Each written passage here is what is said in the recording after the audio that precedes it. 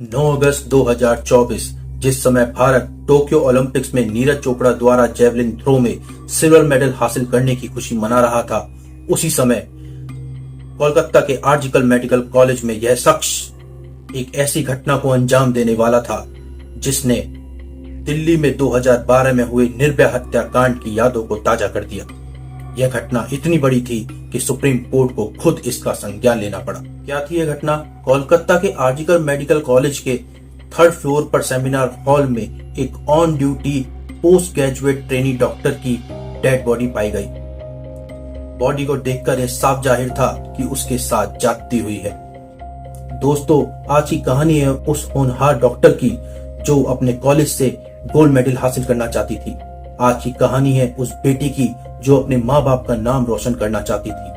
आज की कहानी है उस लड़की की, अगर उसके साथ ये घटना नहीं होती तो शायद वो आज डॉक्टर बनकर कंट्री को सर्व करती। तो दोस्तों, इस बेटी, इस डॉक्टर और इस लड़की की कहानी को जानने के लिए बने रहें हमारे साथ वीडियो के अंत तक। नमस्कार दोस्तों, स्वागत है आपका क्राइम डॉट्स में।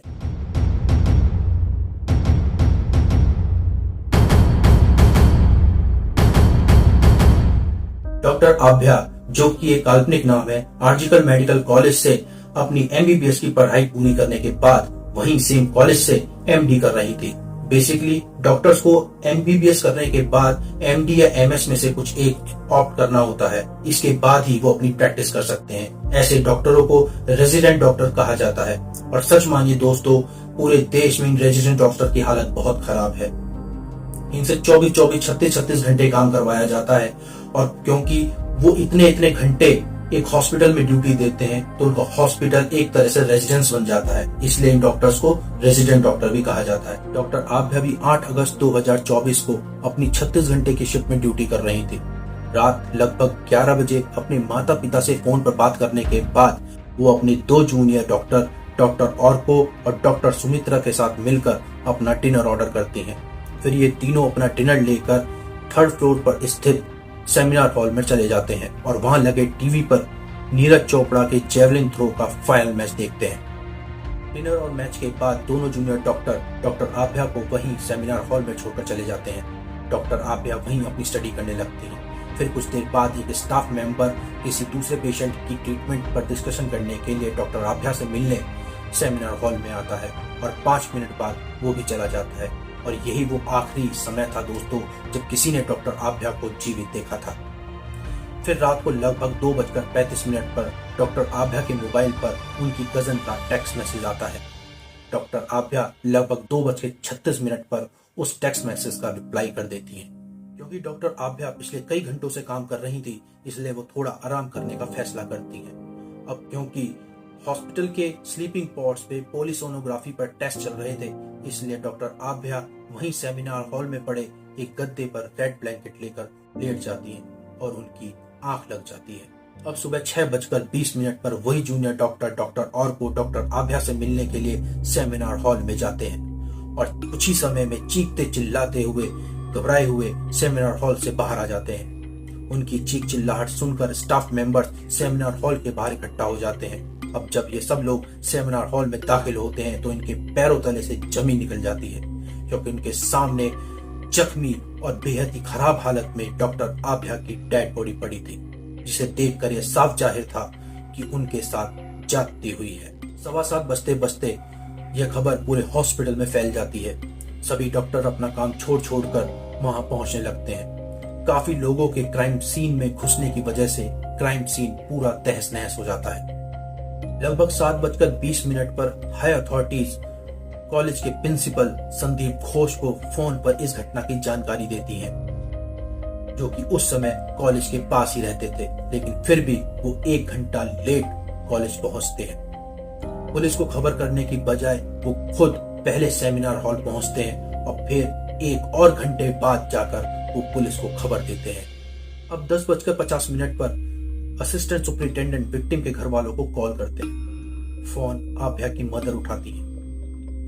असिस्टेंट सुपरिटेंडेंट आभ्या की मदर को सिर्फ इतना बताते हैं कि आभ्या की तबीयत खराब हो गई है, आप तुरंत हॉस्पिटल पहुंचे और फोन काट देते हैं। अपनी बेटी के बारे में हॉस्पिटल से ऐसी खबर पाकर आभ्या के माता पिता परेशान हो जाते हैं। वो वापस हॉस्पिटल कॉल करके अपनी बेटी के बारे में पूछते हैं। असिस्टेंट सुपरिटेंडेंट इस बार उन्हें बताते हैं कि उनकी बेटी ने सुसाइड कर लिया है।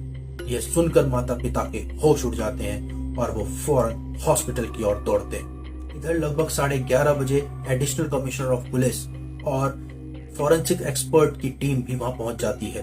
वो अपना प्रोसेस स्टार्ट कर देते हैं। लगभग 12 बजे तक पेरेंट्स भी हॉस्पिटल पहुंच जाते हैं, लेकिन फिर भी 3 घंटे तक उन्हें अपनी बेटी की डेड बॉडी देखने नहीं दी जाती। कहीं जाकर 3:30 बजे आभ्या की डेड बॉडी उसके पेरेंट्स को दिखाई जाती है। बॉडी को देखते ही पेरेंट्स बोल देते हैं कि ये सुसाइड नहीं हो सकती, क्योंकि इसे तो मारा पीटा गया है। जब ये बात वो बाहर जाकर आभ्या के साथियों को बताते हैं तो पूरे हॉस्पिटल के डॉक्टर्स में गुस्सा बढ़ने लगता है।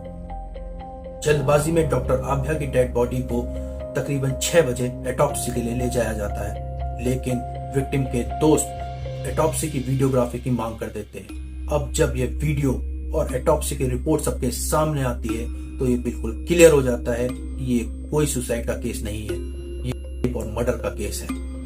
अब बढ़ती हुई भीड़ और डॉक्टरों के गुस्से को देखते हुए पुलिस आनंद फानंद में डॉक्टर आभ्या का अंतिम संस्कार करा देती है।